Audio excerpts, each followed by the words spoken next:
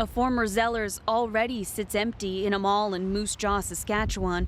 Now it's losing Sears as well. I'm not happy with it closing down. I think that the city needs that store. There'll be no place to shop in Moose Jaw. It's getting less and less all the time. In the malls, there's hardly anything left here.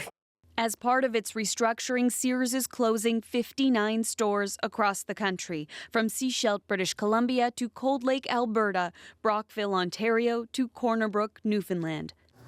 It's also cutting 2,900 jobs. There's a bigger deal in those smaller towns. I mean, not just from an employment standpoint, because folks are going to lose their jobs, which is tough enough in a tough industry with retail, with Target departing a couple of years ago. But it's also tough in terms of choices. In recent years, Sears has had a revolving door of CEOs. It already sold off valuable leases like its former flagship store in Toronto's Eaton Centre, but still, it's strapped for cash, and it's often criticized for failing to keep up with the rise of e-commerce. The company says it is trying to reinvent itself with major changes online and in-store, but this retail analyst says its latest efforts are likely too little, too late. Momentum in retail takes years to gain and years to lose, but once you lose it, it's gone.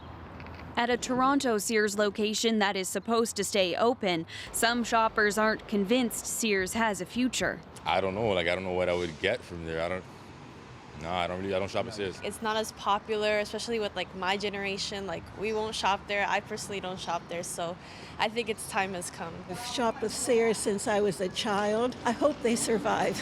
I don't know if they will. While Sears says it has a plan, it still has to answer some fundamental questions, like who its future customers will be and how it will win them over. Jacqueline Hansen, CBC News, Toronto.